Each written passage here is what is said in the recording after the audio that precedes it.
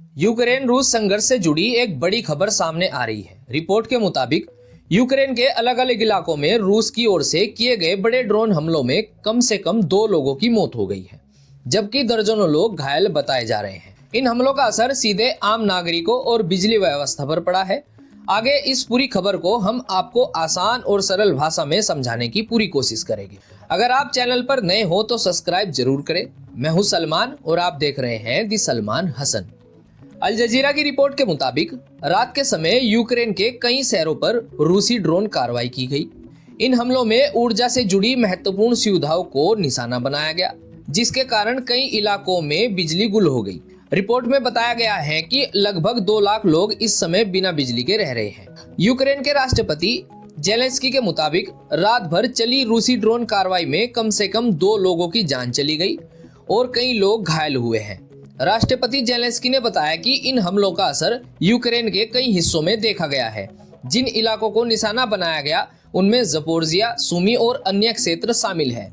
कहा जा रहा है कि इन हमलों के बाद यूक्रेन में बिजली संकट और गहरा गया है। कड़ाके की ठंड के बीच बिजली कटने से लाखों लोगों को भारी परेशानियों का सामना करना पड़ रहा है। यूक्रेन के राष्ट्रपति ने सोशल मीडिया प्लेटफॉर्म्स पर लिखा है कि यूक्रेन की ऊर्जा व्यवस्था इस समय बेहद कठिन स्थिति में है।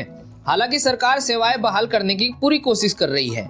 राष्ट्रपति जेलेंस्की ने दुनिया के नेताओं से अपील करते हुए कहा कि यूक्रेन को और अधिक सुरक्षा सहायता की जरूरत है, खास तौर पर एयर डिफेंस सिस्टम और मिसाइलों की आपूर्ति को लेकर उन्होंने जोर दिया है। हालांकि यूक्रेन और रूस के बीच चल रहे इस संघर्ष को शांति में बदलने के लिए कई बार प्रयास किए जा चुके हैं, लेकिन फिलहाल कोई ठोस समझौता होता नहीं दिखाई दे रहा है। इस संघर्ष को शांति की दिशा में ले जाने के लिए अंतर्राष्ट्रीय स्तर पर बातचीत की संभावनाओं पर चर्चा होती रही है।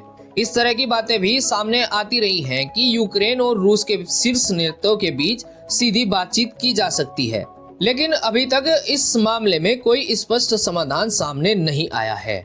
कुल मिलाकर रूस यूक्रेन युद्ध एक बार फिर गंभीर होता दिखाई दे रहा है। ड्रोन हमले, बिजली संकट और कड़ाके की ठंड के बीच यूक्रेन के सामने मानवीय चुनौतियां तेजी से बढ़ रही है। अब देखना होगा कि आने वाले समय में यूक्रेन और रूस के बीच स्थिति किस दिशा में आगे बढ़ती है। दोस्तों, आप इस पूरे मामले को कैसे देखते हैं, अपनी राय कमेंट्स में जरूर बताएं। आपको बता दें कि पिछले कुछ दिनों से चैनल पर वीडियो नहीं आ पा रही थी, लेकिन अब मेरी कोशिश रहेगी कि हर दिन आपको अंतर्राष्ट्रीय खबरों से जुड़े अपडेट आसान और सरल भाषा में देता रहूं। चैनल को अपना प्यार जरूर दीजिएगा। मिलते हैं नई खबरों के साथ, तब तक के लिए मुझे दीजिए इजाजत।